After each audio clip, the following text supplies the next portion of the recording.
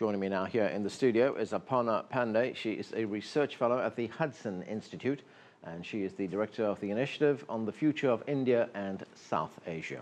Joining us from London is Farooq Bajwa. He is a lawyer and author and a specialist on the history of Pakistan. Welcome to both of you to the show. Aparna, if we look at that interview with General Pervez Musharraf, the former Pakistani military leader, he is very critical of India, saying, and he said that several times, that it's incumbent on India to resolve this dispute over Kashmir. And we see tensions arising again as we see reports coming out of the region. How can this situation be de-escalated right now? Anand, we've seen this actually happen a number of times in the past. It's not new.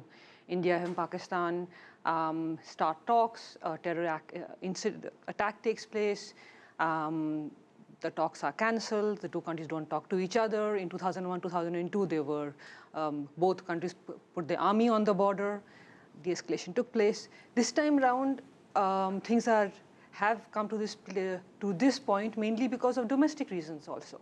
Prime Minister Modi needs to demonstrate that after 2 years of following a policy in which he tried to extend a hand to Prime Minister Sharif. He invited him in May 2014 to his inauguration. He actually went to Lahore in December 2015. So after following 2 years of a policy, after Pathankot attack in January 2016, a Pakistani investigation team was asked to come to the Indian base and actually conduct an investigation. So he has followed a policy of extending. He does not see reciprocity on the Pakistani side. So for his domestic political reasons, he has to, this time round, demonstrate that he's taking a stronger stance. So we have been here before, as you point out, but is there any reason to believe that this time it's different? It's different mainly because of some of the rhetoric coming out.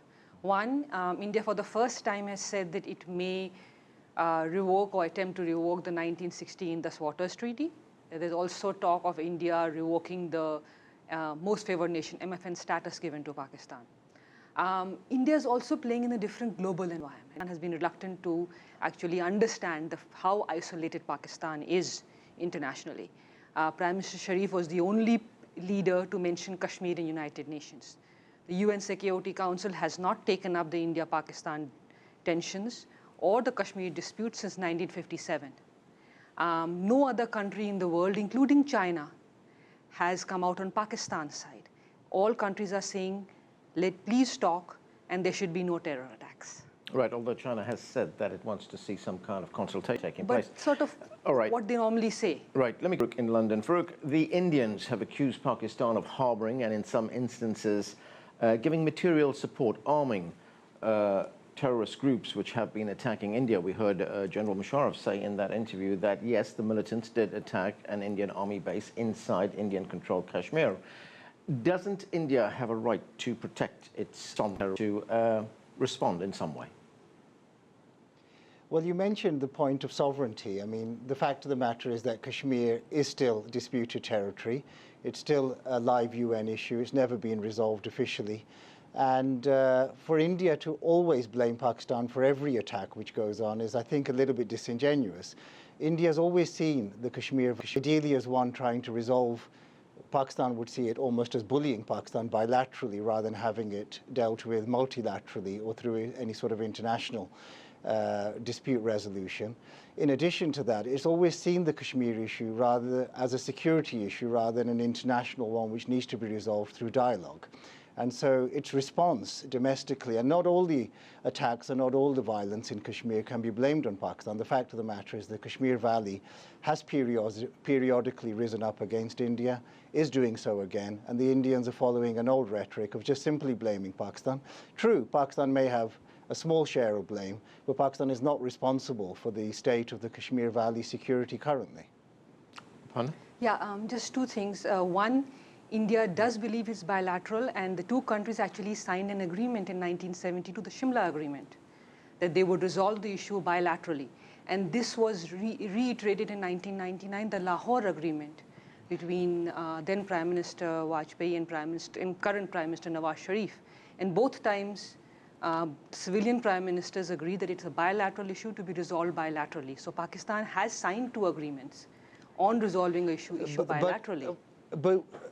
But with respect to that point, sorry to interrupt, I mean, it is incumbent then on India to actually offer something bilaterally. It always makes the right noises, but actually doesn't make any movement bilaterally. So it's just seen as a tactic by Pakistan, that they always say we'll talk bilaterally, but actually don't carry out any talks. In response, one could actually say that, Pakistan has repeatedly denied that it actually uses terror and it's not taken action against any of the jihadi groups that attack its neighbors. Pakistan's Zarb-e-Azb takes actions against those militants which attack the Pakistani state, not those that attack India or Afghanistan. So India does have the right to say that if you don't take action against groups that attack India, for example, 2008, the Mumbai terror attacks, it's been 8 years. What has happened to those militants? But Aparna, what needs to happen right now to de-escalate these tensions? I think both countries need to reduce the rhetoric, lower the rhetoric. I mean, the Pakistani defense minister saying that Pakistan can use nuclear weapons against India is not good. Similarly, India should not say that it will revoke the 1960 Indus Waters Treaty, because that's an international agreement, and India has never revoked it. So I think both sides need to reduce the rhetoric. Right.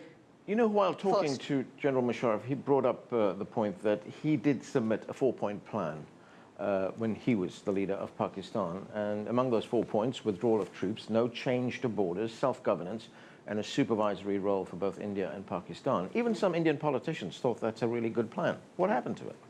Well, like many plans, many good plans, the problem at the end of the day is that, I mean, he was not able to convince his institution, primarily, from which he came, that this is a plan which they should give full support to. If he wasn't able to sort of convince his own institution, then how will it go beyond that? What I'm trying to say is that the Pakistan army has never accepted any plan that would actually help resolve Kashmir, where some part of Kashmir stays with India. There's a maximalist position. All of Kashmir, quote unquote, whether it's Ladakh or the part which India has, or the part in which India has, belongs to Pakistan. And Musharraf's plan was good, but it would have been good only if he could have actually seen it through. But wouldn't this plan have given Kashmir some kind of autonomous status, semi-autonomous status? Yes, it would. Yeah. But there's something which the Pakistani side would have to do. The Indian side has proposed similar things right from, I mean, in 1962-63, there were talks between India and Pakistan. India offered actually at that time to give some territory to Pakistan. Pakistan did not accept that. It wanted all of Kashmir. Okay. You need a discussion. Right, need a discussion, quite right. Farooq, moving ahead, what are the diplomatic options on the table right now? Well, the diplomatic options are limited, and I'm sorry to go back to one point that was mentioned earlier regarding Musharraf and the 4-point plan. Now, the 4-point plan may not have been perfect, but it was quite a bold diplomatic initiative. I mean, Pakistan was in effect giving up its demand for a plebiscite. It was agreeing not to use military violence. It was agreeing to demilitarize. We haven't heard an equivalent plan coming out of India ever for the last 10, 20 years. Ever since the so-called Shimla agreement, there's been no bold diplomatic move that anyone's aware of from the Indian side to say, look, but I don't want to score points here. This isn't an India-Pakistan issue. The people of Kashmir are dying daily. There are people being blinded daily. There are people being maimed daily. There are people living under curfew. It's a terrible situation for the people of Kashmir, and both India and Pakistan to some extent share a share of that responsibility for that. Moving forward to the diplomatic issue, I think it is more incumbent on India because India is in control of 2/3 of Kashmir and Jammu. So if there is to be a diplomatic move, whatever Pakistan proposes, if India doesn't agree or puts down unreasonable conditions, it's not going to move anywhere. So I do think we need to hear from the Indians a de-escalation and from the Pakistan army. We need perhaps the United Nations to take notice. I mean, it's true what was said earlier, that the United Nations is not taking notice of this, and that's a shame, because this is officially still a UN. There are still UN peacekeepers on both sides of the border. It is an issue which the United Nations, I think, should take more seriously. If that's not possible, then I think India and Pakistan need to sit down, whether it's through back channels or officially, and say, look, we have to try to resolve this. This is coming up to almost 70 years next year, and this can't go on for another 70 years like this. All right, Aparna, India not moving, is that a fair comment? India has repeatedly said it will discuss Kashmir, but it also wants a discussion of terrorism. Because terrorism is part of this equation. Terrorism cannot be removed, it cannot be separated from this. Secondly, I mean, with respect, can I please India's been continue what making I'm saying? excuses. Sorry? Of course. Yeah, can I please continue? Okay, I'll get back to you in a moment, Farooq. Yeah. Yeah, and second thing is the UN has not discussed Kashmir, but then it's a different world today also. You can't expect the UN to sort of to participate in this when both countries do not agree on what the issue is or what the problem is. Finally, my belief is that Kashmir is a symptom of the problem. The bigger problem is and has been for 70 years that the two sides do not trust each other's intentions. And unless you trust, you can't move forward. China and India have a border dispute. If they don't, China and India, if there's so much distrust between the two sides, isn't it time for a third party to come into it? No, I don't. But I mean, look at China and India. Yeah. China and India have a border dispute, but China is one of India's largest bilateral partners. There was no third party involved when China and India decided that we will discuss the border issue, have an arrangement for that, but we will continue to trade. And continue to have a normal relationship. Okay. Why can't India, Pakistan do that? Okay, I'm going to get to Farooq. We are rapidly running out of time. Farooq, go ahead.